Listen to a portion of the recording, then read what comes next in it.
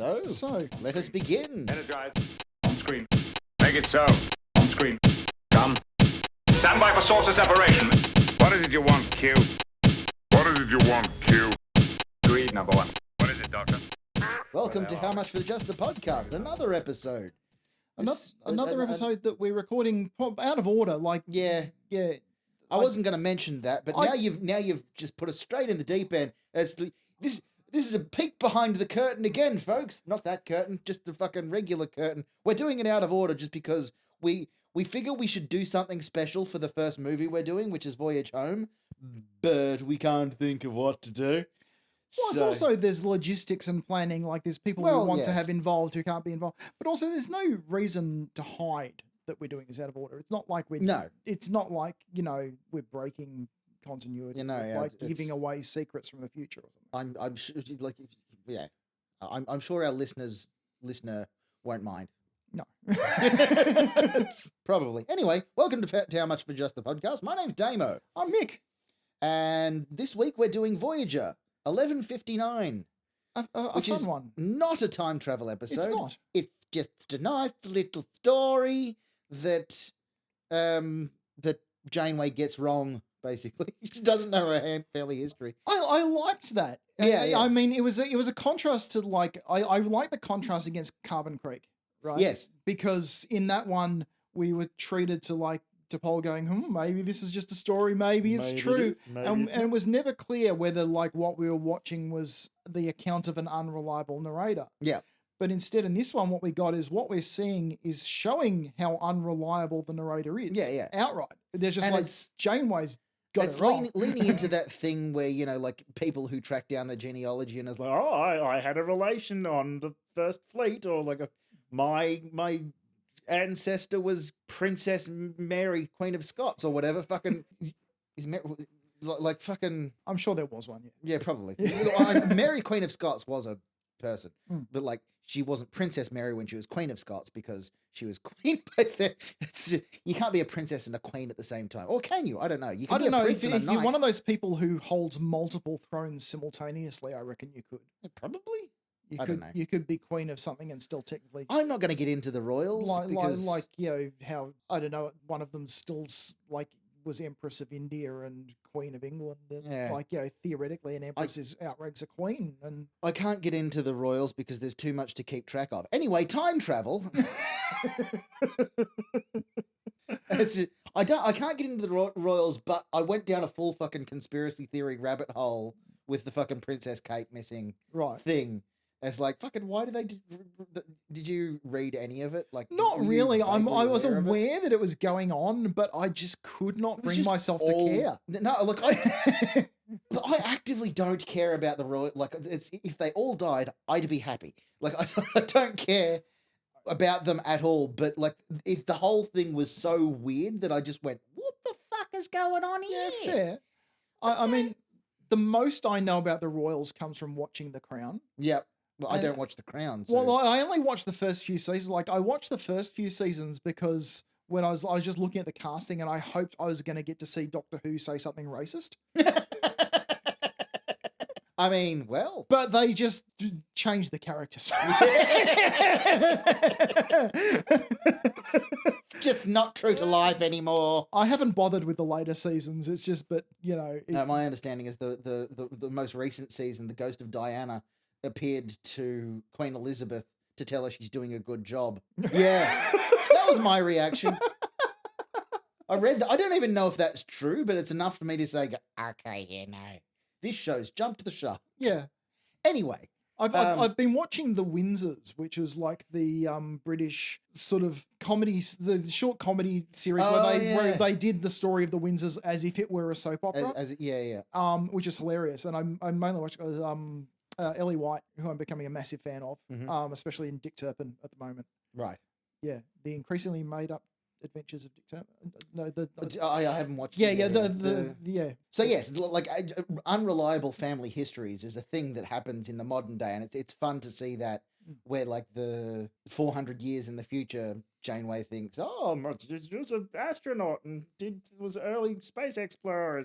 No, she worked at a bookshop. She was an engineer for a Millennium Gate. Yeah. which is like a big self-contained community building sort of thing. It wasn't really clear. Like it's a big spire-looking thing that you can see from orbit, apparently. Oh, that was the other thing that, anyway. The structures that can be seen from space myth. Yeah. You can see the Great Wall of China from orbit. No, you can't. You can see it from space, but if you're in orbit, you're a fair bit higher. You can't see it. Okay, anyway, but it's not like anyone on a spaceship would know stuff about difference between orbit and. No, I suppose. Yeah. Anyway, I suppose that's not fair. I mean, I go in an elevator every day, and I don't know how elevators work. You press a button and they go up. Yeah.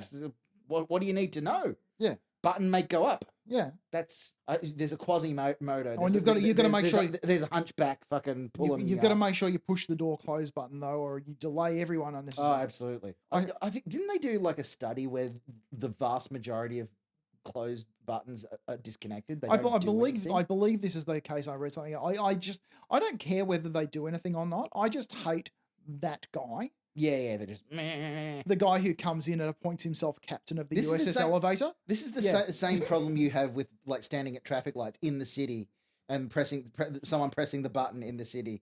I've stood with you at intersections before, and I've seen your eye twitch, just going fucking. I sort of made a game of it at one point, and I went too deep. It was like this goes all the way to the top. No, because I figured if I knew it it bugged me on some level, people unnecessarily hammering the button or just hammering it more than once. It's like if you're going to press it, just do it once. But hammering it 7 or 8 times doesn't make it more pressed. It's just I don't know. But I thought it's a satisfying clacky thing. Yeah, but it occurred to me that if it bugs me at some level that people do that, there's bound to be my nemesis out there somewhere, someone who gets bugged if someone doesn't press it. And I decided to see if I could find them. So I'd search for I'd walk up to the crossing and I'd just stand near the button, physically near it, and not press it, and just to see, and also because always the lights change anyway. Well, in the CBD of the city, and half the time someone on the other side has pressed it anyway. It's not a big deal, but I thought if I go in there and I'll just sort of just put myself in a position where someone can't push the button, will I notice someone getting twitchy? Just incandescent with rage, and I wanting to physically harm you. I found them once because I did it. I was I walked up, walked up to the button, put my arm was just across the button, and I was standing there, and I felt this little nudge type thing, and I looked down and a hand was retreating from under my arm. And someone had reached through between my body and my arm to push the button and then just snaked out again. And I was like, thesis proven. Did you turn around and get a look at the face? Were they just going? I can't even honestly remember. I think it was just some dude in a suit. It was just it was nobody. It was just dude in a suit. Well, and you ruined his day. He still thinks about it. This fucking guy was blocking the button this one time. He's got his own podcast. He's got his own podcast where he's talking about the Crown, and he's fucking talking about somewhere that guy exists. Yeah, I don't know, the guy in a suit. I don't know if do guys in suits have podcasts. I feel like it's mostly. Dickheads that look like you and me. I do wear a suit. This happened to me the other day. It was I was, for reasons I wore a suit that day. Because sometimes you're going to court. Sometimes I have to be a little more client facing than other days. Anyway, so I was client facing. So you were liaising with stakeholders. Yes. You were synergizing the stakeholders, managing expectations, yeah. But let's put a pin on that, and we'll circle back later. But anyway, no, I had that moment where it's I was wearing a suit, I was walking down the street, I saw my reflection in a shop window as I was going. I was like, just I just look like someone's dad on their way to the office, and followed by another beat. It's like, well, actually, yeah, you are someone's dad, and you are on the way to the office. It's like, what have I become? How did we get to this point? Look, I'll show you a book later with some. There's a VCR they put in. Where did I come from? We'll put it in the video, and I'll go into a different room while you watch it, so it's not awkward. But yeah, anyway, 11:59. So yes, unreliable genealogy, and so the thing that, because I remembered the episode wrong. The part of that makes me go, that's a bit weird, is Tom Paris just having an encyclopedic knowledge of everyone that was remotely involved in the Mars mission. There's a lot of people that's going to be involved in that. A lot of people. I mean, if we're talking about early Mars stuff, I can understand him being a bit of a nerd about Look, it. I can understand him being a bit of a nerd, but like, even if you're a bit of a nerd about, say, the Apollo missions, and the Apollo missions are not 400 years ago. The Apollo missions, even the absolute nerdiest person doesn't know the names encyclopedically of everyone that was involved in the Apollo missions. If you do, let us know in the comments. Let us know in the comments. You can probably Google them, but like... Oh, yeah, no, but naming them off the top of your head, yeah. Yeah, no, like hearing the name Shannon O'Donnell... Shannon O'Donnell. In my brain, I keep defaulting to Shannon O'Doherty, and it's like, no, that's a different person. It's Shannon O'Donnell in this episode. That's Catherine Janeway. Captain Janeway's ancestor did not star in Charmed. No. So like just going Shannon O'Donnell. No, wasn't involved. My main gripe with this episode entirely is all the framing stuff. Actually, just all of it. It's just so awkward. I don't mind some of it, like because it feels like just a regular day on Voyager where shit's not fucking shit hitting the fan. Yeah. Because like not every day the Borg attack. Like no, not that. Sometimes you find a nebula, you go, that's interesting, and then you move on. It doesn't always turn into a life or death situation. Oh, sure. They had about 26 adventures that were notable each year. And in between those episodes, it was just like day-to-day life. This is a day-to-day life episode, so that they're just sort of passing the time as best they can because they're all stuck on a very small ship together. I just think the amount of that could have been minimized and spent a bit more time on the thing. But I think we're looking at the situation like with Little Green Men, where everyone, all the regulars had to get their bit in. Yeah. In the framing stuff. And it got a bit unwieldy because I think they were trying to include everyone. Yeah. Oh, look, because it was that era of Star Trek where like they're contracted to be in like one scene of each and every episode. Yeah. The same as like Little Green Men. Like right at the start, you have Worf with the tooth thing and just like random bullshit going on. Yeah. But I didn't mind some of it. These people would hang out. Like some of it, Voyager more so than any other Star Trek series. They did become sort of a family because they were stuck together in the middle of fucking nowhere. Like Deep Space Nine, like they were all stuck together, but also some of them hated each other's guts a little bit. And occasionally they could nip down to the planet for a little bit of a walk. Yeah, exactly. And just duck back to Earth when they wanted to. Yeah. Like that, they could do that sort of thing with Voyager more so than the other Star Trek series. Is that they were much more close knit than your average. Because like famously, Picard didn't play poker with the rest of the crew until the very last episode. Yeah. So that sort of thing wasn't the usual, I suppose, but Voyager it was, and the captain's feeling a bit down because her inspiration wasn't thing, so let's throw a party and invent a holiday. Ancestors Eve. Ancestors Eve? Day? Oh, this is just Ancestors Day. I think he said Ancestors Day Eve because it threw me as like, so this is the day before? Yeah. So Ancestors Day would be April 23rd? Or is it he just saying Eve because he thinks they looked at the clock and went, "Well, it's after 6." Yeah. Put on a tux. It's Eve. It's nearly. He doesn't really know why they say Eve in some holidays. New Year's Eve. Okay, here you go. It doesn't like he only got up to that point. He didn't read that the next day's New Year's Day.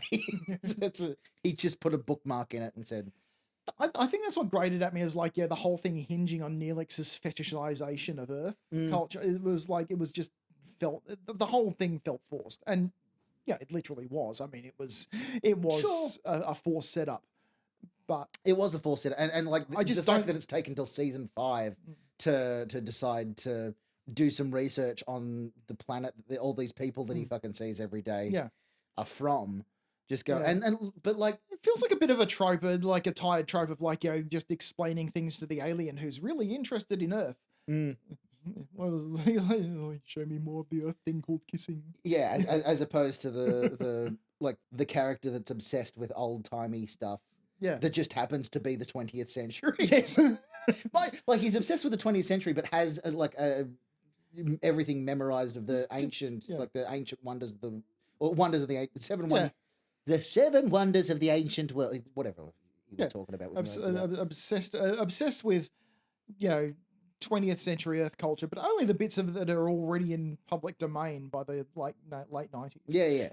But like, this is why I kind of like Futures. Like, I like him at Futures End. It's like, oh, you're the expert of this time period, and he's getting shit wrong. It's like, oh, the Soviets are getting it's over. Oh, that's what they want you to think. That's why I like him in Future's End. It's like, oh, I'm an expert on this time period, where it turns out, no, you're fucking not. Yeah. You're just a hobbyist. It's like, you're not a historian, mate. Like, it's the same people that go, oh, yeah, I'm really big into history, but they only are interested in the history between 1939 and 1945. That's all they know, and know nothing about, the Prussian Empire or the fucking fall of Rome. Or the Holy Roman Empire. Did you hear anything about, like, so there was a thing that came up, like, at some point last year, was apparently like this big deal about how often men are supposed to think about the Roman Empire. Yeah. It was a TikTok, I think. Yeah, it was just like, apparently, men are supposed to think about, like, the Roman Empire, like, people were like, Kaylee, who was on a previous episode, was like, because she's like on TikTok all the time, watching TikTok, and like she went like was on TikTok and looked up to me. How often do you think about the Roman Empire? And I've just gone, what? And like, because I don't think about the Roman Empire that often. I don't know. Like, I've thought about the Roman Empire more often since that TikTok went viral. See, that was the thing with me. It was like, until I heard how much I was supposed to be thinking about the Roman Empire, I'd never questioned my gender identity. I'm doing manhood wrong. Fuck. And now I'm like, shit. Yeah. Doubt for the first time. No, it's like you think about it, like when it comes up in contact, when you're watching fucking Life of Brian, you think of it then. Like mostly Time Team for me. Tony Robinson trying to dig up a mosaic. Yeah. And like and maybe it'd be different if you lived in Rome or like in Italy and you see the fucking ruins every now and again and that sort of stuff. That's really cool. I think in Rome it'd be hard to forget. In Rome, you would think about Rome quite a bit, yes. But like also like you're going past like these historical fucking monuments, like the fucking Colosseum, and I don't know if you go past that on the way to work or whatever. No. But like living in Europe, I feel like you'd think about it a lot more than we would in Australia, because the Roman Empire did not extend as far as us living here. So maybe people, but like most of the people maybe in that's these what TikToks, they want you to think. Most of the people in these TikToks were like were Americans. Like, how often do the Americans think about the Roman Empire? Apparently quite a bit. Yeah. I mean, the Americans have always wanted an empire of their own. Too bad they never got it. But yeah, look, I don't understand why people would think about the Roman Empire so often. Yeah, me neither. I just don't get it. It's like, it's interesting. Like, I'm not poo-pooing it. Oh yeah, I mean, I did 2 years of Latin at high school. Yeah. I probably know more than the average amount about it, but it doesn't weigh on my mind. Yeah. It's not. Yeah, look, I did Latin as a school. I don't remember any of it. I don't remember a single thing of it. I don't know how to conjugate a verb. I don't know. I don't really know what conjugate a verb means. Oh, I didn't at the time. No, it was like I remember being called on in class to conjugate a verb, and you're standing there going, no one ever actually explained the word conjugate means to me means. And all the rest of the class seemed to have got it, and I didn't want to. Yeah. You know. No, I was the same. It's like I conjugate. Do what now? I don't know what. Oh. Anyway. The only thing that actually stuck in my mind from Latin at high school was the family, the family that lived in Pompeii, that were the examples in all that textbook. The Caecilius and Metella and in that Pompeii episode of Doctor Who. Yes.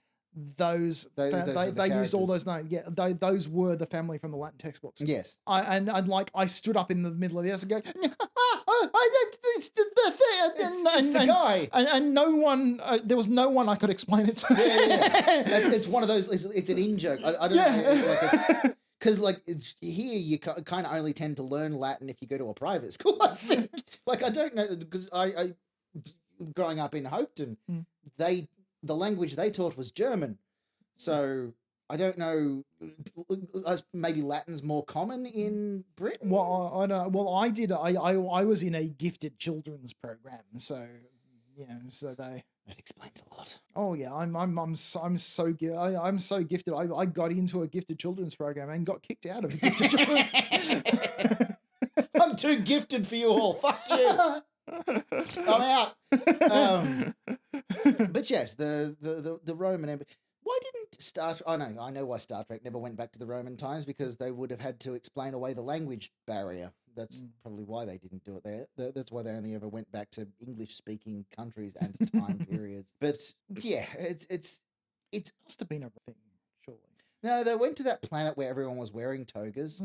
Like in the original series, and they met Apollo. Was it Apollo, the Greek god? Oh yeah. And like being 60s television, they sort of confused a lot of that with like Greek mythology with Roman mythology, because Roman mythology was just Greek with the labels ripped off and a new one stuck on. But even still, I often wondered about that, whether anyone was just trying to avoid royalty payments or something. That's I mean, it was a long time ago. Maybe they weren't in public domain back then. But probably not. Greece should sue. Now that suing's a thing. Maybe suing wasn't a thing back then. I don't know. I think it was more like, you'd just do it with armies instead of lawyers. Probably. How do we get onto the Roman Empire? Oh, fucking Tom Paris. Yeah, Tom Paris and his history obsession. But this is 500 years ago from Tom Paris's 400 years ago from Tom Paris's time. This is... Yeah, that was at the very beginning of the episode, I thought they were playing a bit fast and loose with that. I thought they were that Janeway's knowledge was a bit too comprehensive for what they specifically called out, 14 generations. It's far too much for that's a lot longer time than I think that they're really, allowing for. But then again, they did bring that into the thing. It was like everything she did know was fucking wrong. Yeah, exactly. What bugs me most about it was how much historical archive they could dig into on Voyager in Another Quadrant. It's like how much this assumes Voyager was carrying around this whole time, and that they just load all of Earth history and newspaper clippings into every starship. Pretty much, yeah. The whole of human knowledge is held in every computer bank of every Federation starship. Yeah, it seems a lot. Down. Particularly this, because they find the photo and stuff from a Ferengi thing. Yeah, that a Ferengi tried to sell, which the Federation wouldn't have bought, and yet they had it anyway. It's like they picked this book off the shelf. Yeah, and copied and pasted all of it. Into... and that photo, Janeway's looking at the photo on her screen and tells Neelix to download it. It's like it's there. What do you mean download it? Yeah. It's just I want it in a frame. It's like, well, just computer replicate that. Computer, why get Neelix to fucking do it? To make Neelix feel useful. Let's face it, Neelix doesn't have a lot to fucking do. Neelix has given himself the job of morale officer. What does a morale officer do? I don't know. What am I going to do this week? I'm going to go fucking, here's some Leola root. Neelix is the fucking chef. They've got replicators. Why would you want Neelix to cook up his grubs and his fucking roots? Because some fucking saving energy thing. Why is Leola root on every planet in the Delta Quadrant? There's probably some, historical legend about someone who just went, around with the little spaceship, beaming Leolas down. Here's a Leola, there's a Leola. One for you, one for everybody. That's a conspiracy episode waiting to happen along the lines of why is everyone humanoid and have different foreheads. We'll explain away a thing that nobody's ever bothered asking the question of. Like the Leola root thing was just a running joke that nobody fucking liked the shit that he cooks up, and it's always got Leola root in it, and it was throughout the whole. Anyway, it would have been fine if it was just in one region of where they met the Kazon and whatever, and the Kazon had fucking spread it everywhere, and it was a Kazon fucking delicacy or whatever. But maybe it's just one of those things that just has this weird adaptability and just just gets propagates. My God, it's the vegetable Borg. It's the vegetable Borg. They've episode of Lower Decks where Leola root's just taken over Earth's ecosystem is fucked because Neelix didn't make it back to Earth, but they brought Leola root anyway. when Voyager was there and landed for the fucking celebration in Lower Decks, they had some Leola root on board. It's Kess.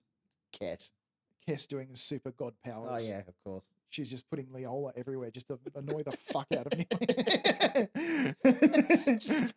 just to make Neelix useful. Yeah.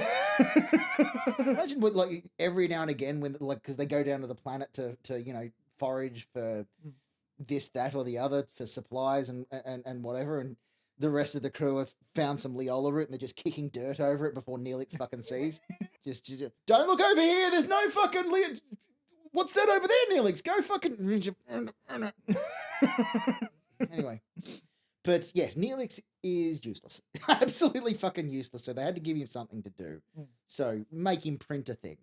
Yeah. Yeah, frame this, Neelix. Do you know how to frame things? Oh, well, you better do some research. That'll keep you busy for a week. Go and look in the Federation picture framing archive. We'll see you next Wednesday. You go learn how to print things and frame them. Go and replicate a mitosaur and yeah. I mean, he's intellectually challenged. That's why when he was introduced, he was dating a 3-year-old. Let's not open that. We'll open that can of worms when we get up to the episode, for fuck's sake. But it's going to be a long time before we get there, so I'm fucking dropping it now. I'm dropping that creepy bullshit that Neelix did. The first season Neelix was fucking painful. But she was so advanced for her age. Oh. Jesus, yeah, no. She's so mature for a thing. Fucking hell. Their culture's different. Yeah. I read this book by Nabokov. It says it's fine. The only reason I know that name is because of the song. What is it? I don't even remember the song now. Anyway, it's just one of those stupid things that sticks in your head. Yeah. Anyway, Neelix is a pervert and useless. But back to the past Janeway. That's not O'Donnell. Shannon O'Donnell. Why was she doing a captain's log in the car? Yeah, that was another bit of an awkward framing that just seemed to be I mean, it was 2000. She could have had a blog. I mean, she could have, but she's doing the voice recorder thing like Sarah Connor. Yeah. The Sarah Connor thing was weird, but it made sense in that universe because she's recording things for John. She was going to write a book one day about her adventures traveling across the country I mean, she wasn't even actually setting out to achieve anything at that point. It wasn't I'm going to check out this thing, so I'm going to keep my diary up to date. It was just a day she was driving in a car. Yeah. I drove into a town. I left the town. The car broke down. Oh shit. Oh dear. It's just the end. I couldn't do it. I wouldn't do it. If I record things to myself every day, going around doing stuff. But yeah, she's recording a thing, and I want to make a point. What was the past husband's name? Henry? Was it Henry? Oh god, something dull like that. Yeah. Henry Janeway. I'm on his side. Oh, yeah. Right. He was. Like, massive corporate interest bulldozing a bunch of fucking like a whole town and then building this massive tower monstrosity that's gonna have retail space. That's bad. This is Although, like, on the other hand, if like on a democratic level, if the rest of the town is on board and have already sold up their shit, but I feel like that's a product of its time as oh well. no, I know. Like the whole like it's everyone's on board. It's fine. Yeah. Let's make a company town. Yeah. No. It was a fucked situation. Yeah. Like it's and. 25 years later of hindsight, like 25 years after the fucking episode has aired, we've got fucking Amazon creating little towns and bulldozing fucking massive, like paying their workers fuck all. The people that work in the fucking Millennium Gate would have been abused and like fucking exploited by the company that built it, and it would be a fucking dystopian monstrosity. That's how you know we don't live in the Star Trek universe. They wouldn't have used it as a fucking a scientific research into self-contained habitats or whatever the in-universe explanation was. They would have used it as a shopping mall. Where was it 25 years later when everyone was homeless and like, right? Just if this thing's there, why 2024? Like, why? Yeah, you've built the Millennium Gate, but also everyone's homeless in San Francisco. Bad luck. They're homeless because of the exploitation. The company that built the Millennium Gate. Oh, you can see it from orbit, but everyone's fucking destitute there because the company only pays them $2.50 per fucking hour. But they let them live in the Millennium Gate. There's only one bookshop. One bookshop. One bookshop, and it's owned by Amazon. Where was I going with this? So the Millennium Gate thing, like a big corporation buying up all of the businesses in a town, and everyone's employed by the one corporation, does feed into the timeline of 2024 in Star Trek universe, where like 5 corporations run and own everything, which is the current timeline that we live in. But we don't have a Millennium Gate. Maybe like Henry's son ran away from home and changed his name to Jeffrey Bezos. He lost all his hair. It's like, Dad, you're stuck in the old way of selling books. I've got a better idea. Yeah. Selling books on the internet. But everywhere. But not paying the people that write the books. What if instead of By the way, books, buy my book. By the time this comes out, that'll be out on Amazon. Space Tradies 1. Master of None. It'll be out. Surely it'll be out by then. Fucking in some timeline it will. In some timeline it will. Anyway, I don't know why that just made me think, but I just realised I still haven't seen Dune 2. Haven't you? No, it's quite good. I do want to see it. They did stick the landing. They made it more about the Bene Gesserit than anything. Like the Spacing Guild doesn't factor into it very much. And that's kind of like what the whole threat was for Paul at the end of the book. But I suppose like they just it didn't ruin anything. It just sort of they leaned in that direction a bit further. But no, it's quite good. Almost like they're preparing for a TV series about the Bene Gesserit. Exactly. Yeah. Funny that. Weird. What are the odds? I know. As long as Brian's not writing it. Fucking Brian. Just put the pen down, Brian. Leave it alone. Or get really into cocaine and Islam. Oh, come on. Like, Brian's writing contribution to all this is simply just like signing the rights releases. Oh, yeah. 1,000%. Like the rest of it was fucking, what's his face? What was the guy? What's his name? The writer, the actual writer. The actual writer. It was not Stephen Donaldson. No. You can tell because of the absence of lepers. Yeah. Very few. He did like his lepers. Very few lepers. Certainly not a main character leper. Kevin J. Anderson. Yes. Of course it's fucking Kevin J. Anderson. Anyway, so that's got that bug out of my head. Yeah. Let's talk about Star Trek again. Oh yeah, I didn't like the absence. I don't think it's avoidable, but I didn't like the absence of tension. It's like Shannon O'Donnell comes into town, played by Kate Mulgrew, and he says, "Hi, my name's Henry Janeway." Well, they're gonna bang. Yeah. Look, I mean, I don't think that was sort of really avoidable. Oh, I know, but it's just like I just like it took all of the tension out of the argument and the walkout. Yeah, kind of. Yeah, because Yes you and know no, she's coming back. Yeah, look, yeah, but like you know that in every romance. Oh, I know, but I was like, Ever. it just made me go.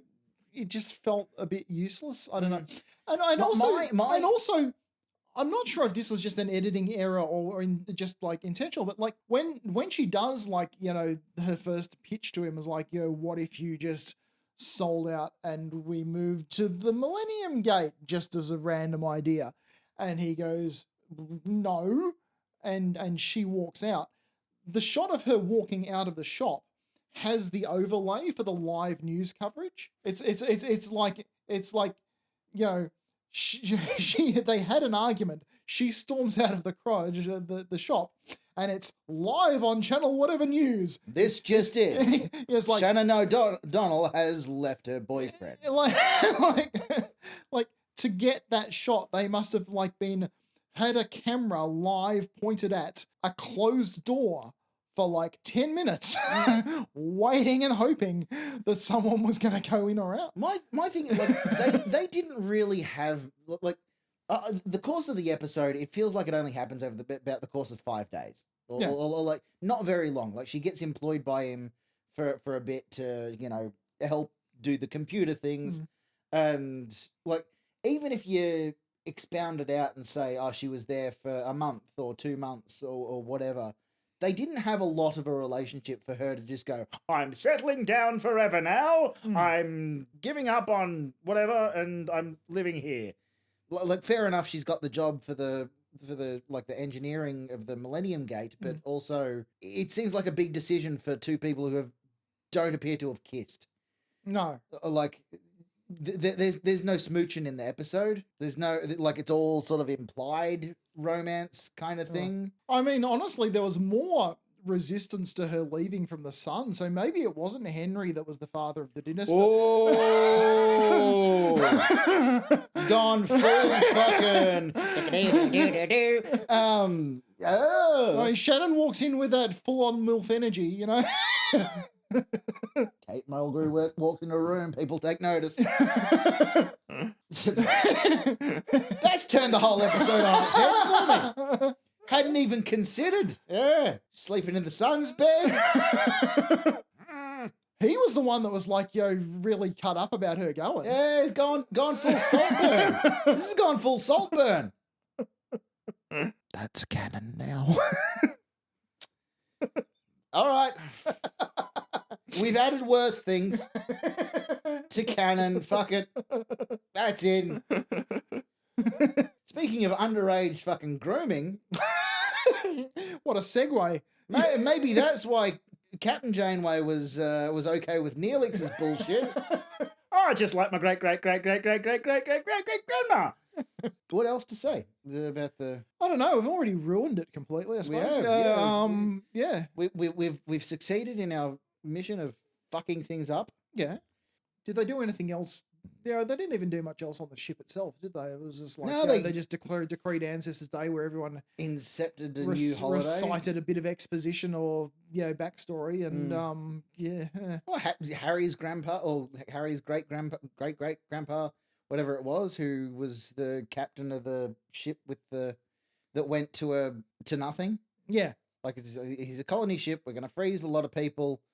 There's nothing here. Let's turn around. So that must have been like early warp. Yeah, well, I mean, canonically, there was the sleeper ships. Yeah, but I mean, it would be pre-Enterprise, like it's pre-warp. No, but it couldn't be pre-warp because it wasn't long enough for pre-warp. But it was obviously one of those long-term ships, like what's his name from Enterprise, the pilot guy whose name I've completely forgotten.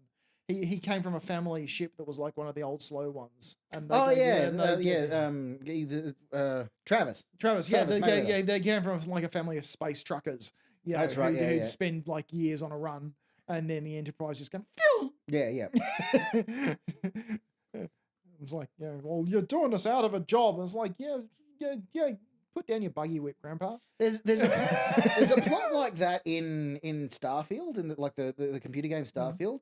You go to a planet and like everyone's shitting themselves because this massive ship arrives and they go, oh, what the fuck's going on? They've got like this holiday colony there, or like a thing, and you go up to the ship and it turns out to be like a generation ship that left Earth and goes, actually, we've got claim on this planet. No, you fucking don't. You didn't arrive first. What are you talking about? But like the people on the ship are actually, more pleasant than the corporate fuckwits down on the planet. But they're still like really fucking unreasonable. It's like you can't live here. Like we live here. Yeah. So like you go to them, you could live on the other side of the planet because the other side of the planet's fine and it's not colonized. No, not good enough.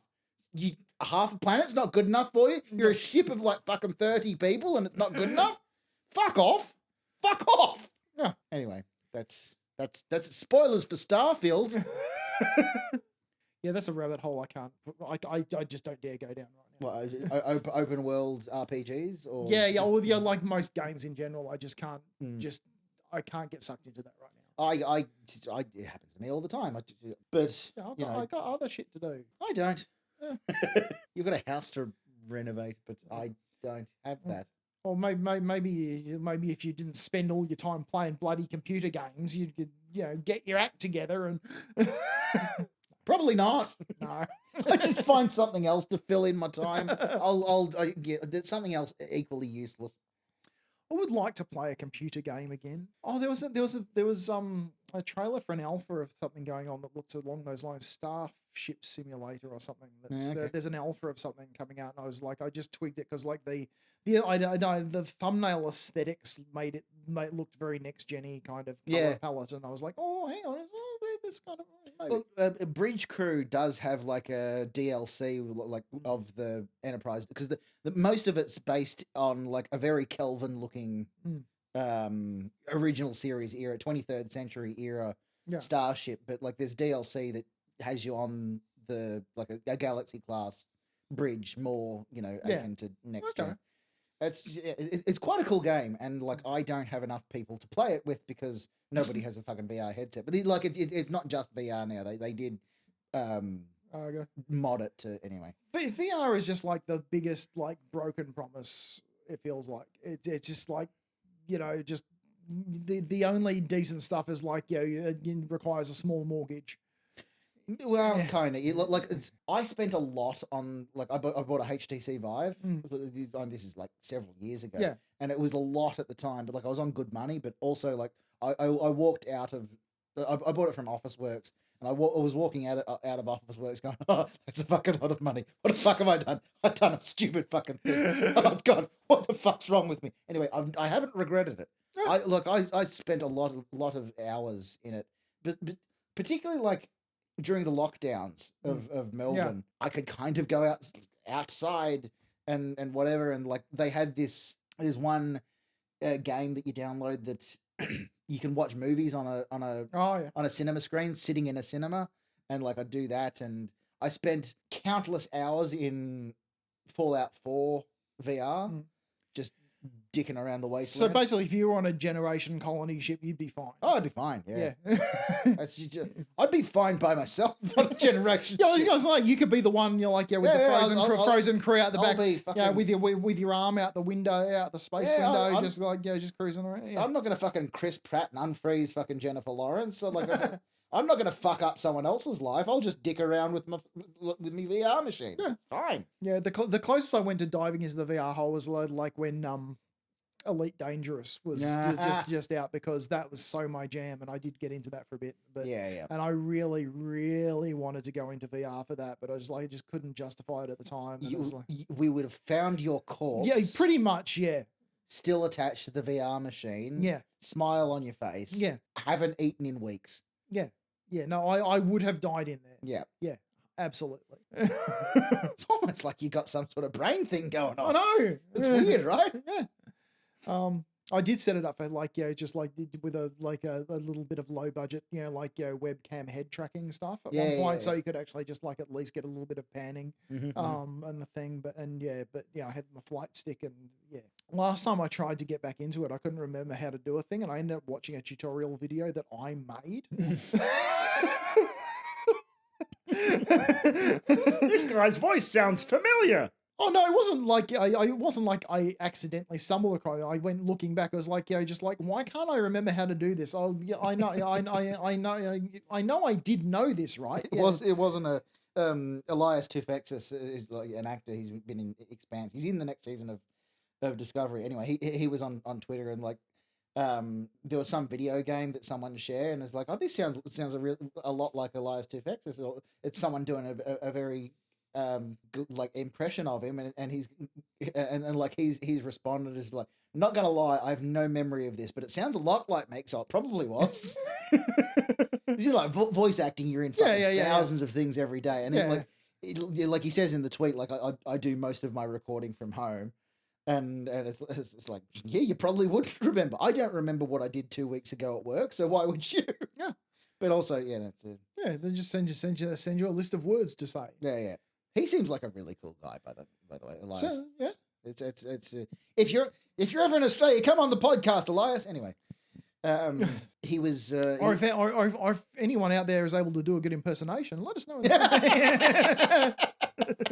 We'll just fucking insert the voice. Remember that other show we started talking about yesterday, day before Friday, was Shatner's birthday. He's 92. Yeah. Happy Shat Day. Yeah. Happy birthday. Anyway, anyone like it's on the one hand, I don't blame Shatner for being a grumpy old cunt. He's made his money.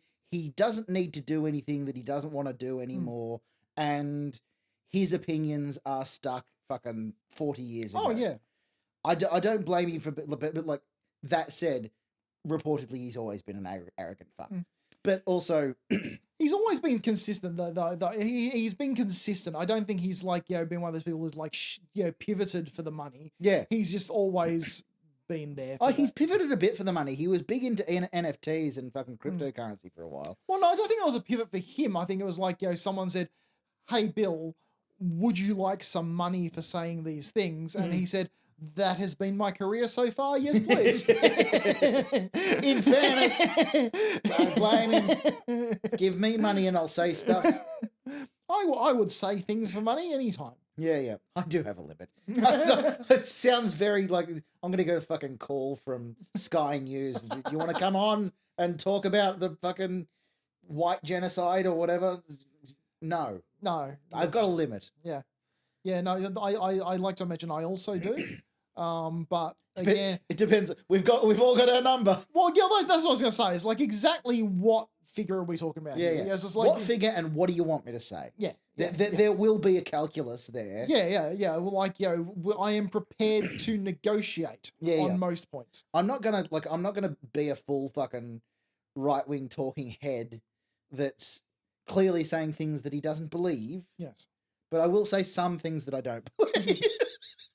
Fucking hell. Is this the episode that gets us cancelled?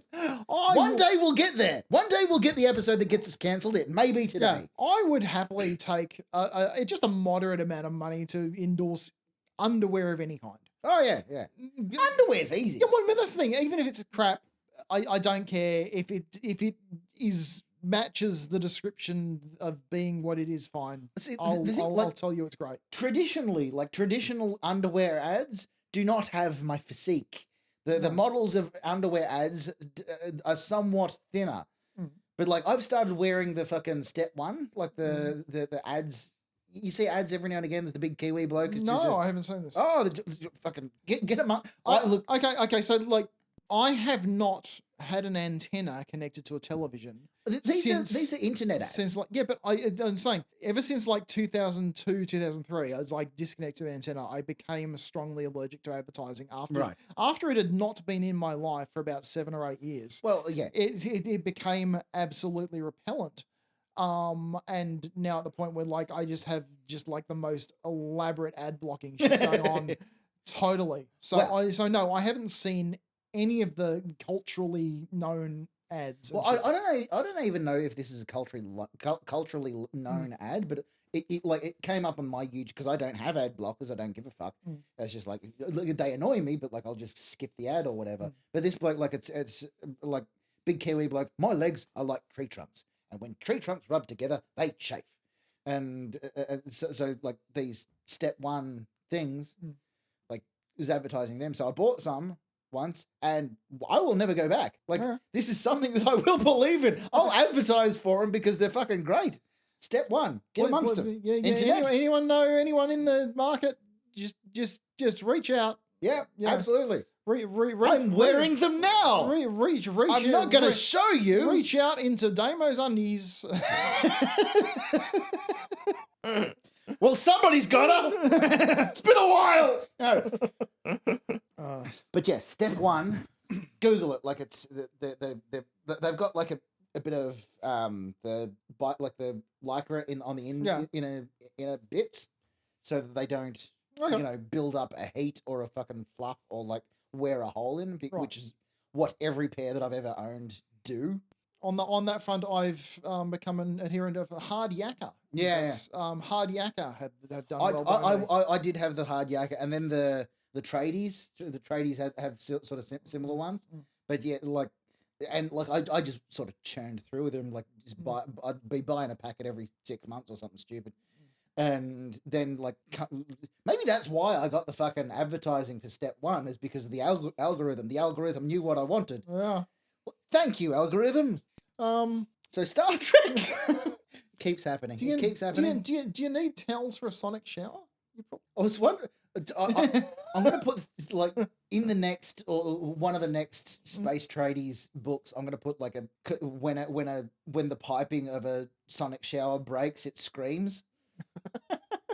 I don't know why, but just the idea of because like anyone who's worked for a water authority or like done plumbing of their own know when like a copper pipe has a small leak and there's like this little whistle. Yeah. Like if it breaks in a certain way, you hear this. Like so, if a sonic shower breaks, it's. I don't know why, but it just amused the hell out of me. That's going to go well in the radio play version. I just want to make a mock-up at some point of like, the certificate 3 in sonic plumbing. just to put on the wall and just like amongst diplomas or something. Certificate 3 sonic plumbing. Cert 2 in transporter operations. It doesn't seem like it would be a fun thing. Like, showers tend to be somewhat relaxing. Like you got the warm water and you whatever, or like if you go for a jog or you do some exercise where you're a bit sweaty, you get into the shower. Like, can you imagine going like for a run and then you get into a thing that just screams at you? Well, I never thought it would be like. I mean, I'm down with the screaming malfunction, but I thought. I thought in normal operation it might be like standing really close to the bass speakers at a concert. Yeah, just that kind of like. There's the You do see there's one scene that shows a sonic shower activating, and I think it's in Voyager. I think it's B'Elanna gets back from an away mission or something, and she gets into the sonic shower. It's right at the end of the episode. She gets into the sonic shower and turns it on, and like you see her vibrating and like dirt particles come off her. I don't really have anything else to say about 11:59. No, I think that well has run dry.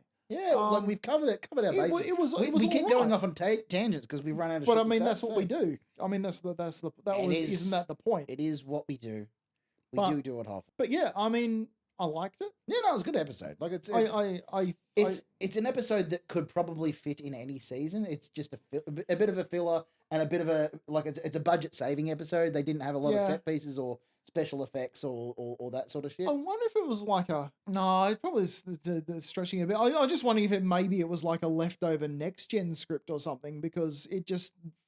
What with the whole the framing narrative involving so much access to Earth history that just didn't seem to fit Voyager.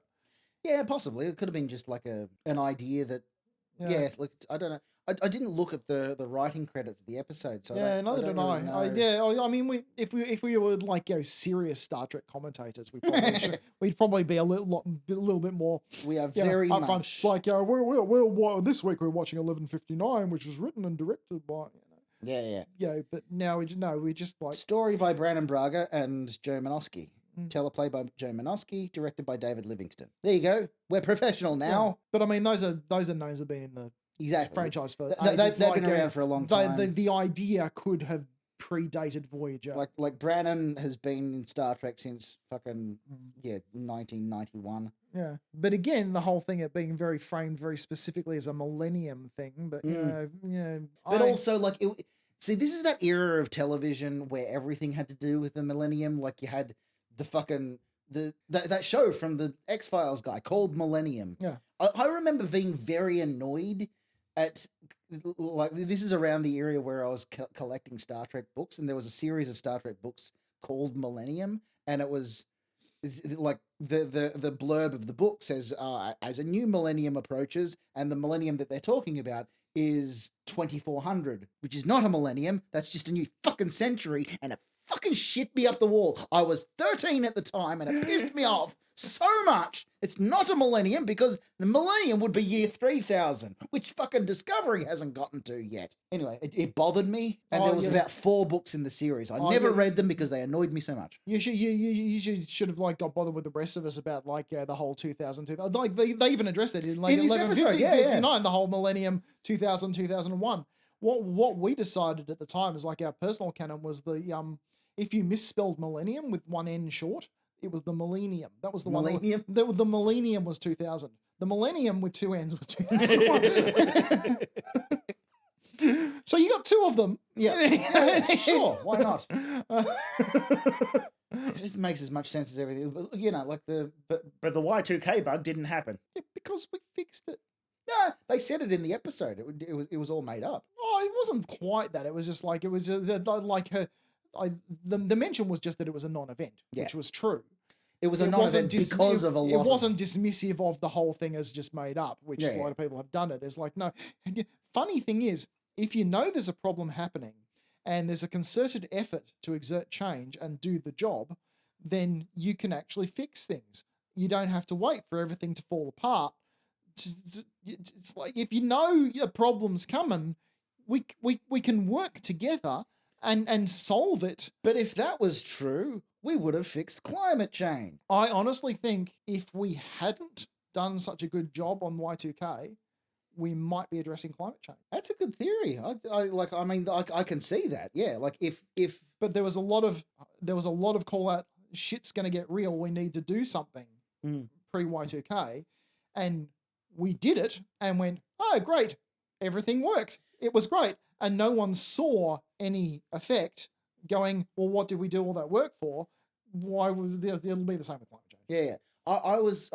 I've seen the same thing said by like right-wing chugs. It's like, oh, when I was young, we were worried about the hole in the ozone layer, and nobody talks about that anymore. Yes, we fixed it. Because we banned chlorofluorocarbons. Yes. We banned CFCs. Everyone stopped using it. Every single country on the planet stopped using it all at once. That's why you don't hear about it anymore, because it was fixed. You fucking idiot. It's the same. It's all this. You're probably right. If we were not actively doing the correct job, but also like I feel like a lot of climate change deniers, particularly nowadays, know that they're peddling bullshit. Oh yeah. They're doing it for their own fucking bottom line. But I think the situation that let that situation get traction, came about 10 years ago when with a lot of people going, oh no, fool me once. It kind of set things up for it. Yeah. No, you're 100% correct. Like it's like that sort of background sort of work gave rise to it gave an inroads to the capitalist corporations that had only their self-interest in mind and their own fucking stocks, prices and profits. Oh. And we all went along with it. Yeah. I mean, if we want to get into... Happy Ancestors Day, everyone! That's a good close, but fuck it. You fuck it. That's it. I could go off on more conspiracy shit, but no. Oh no, we could. Like, you want to get into conspiracies? Like, let's do it next episode. Next time on How Much for Just the Podcast, we're gonna go down the rabbit hole and tell you why 9/11 was a fucking inside job. We're not gonna do that. Next episode, you'll be able to download the live episodes, 2 special episodes of How Much for Just the Podcast that we recorded live at the Melbourne International Comedy Festival in 2024, which as of recording of this episode, we haven't done yet, but, you know, timelines, who gives a fuck? Come back next time. It's predestination at this point. Yeah, it really is. Like, it's a snake eating its own tail, like a snake eating its own tail. I don't know. I've been Damo. I'm still Mick. You can subscribe to our Patreon. You can subscribe to you download this wherever podcasts are. Buy my book, Space Tradies, Master of None. It's only a short one. It'll take you an afternoon to read it. It's fine. Computer end program. How Much for Just the Podcast is a Grouse Media production. The theme music you heard was the Picard rap by Nikolai Kingsley. Where the hell are we? For all links to our stuff, we have lots of stuff, go to prettygrouse.com. There are 4 lights. Irrelevant. Irrelevant. Shut up. Was that 14 Grace? I don't know. I didn't count. Yeah. Whatever. We can fix it in post or just loop it. Yeah, just loop.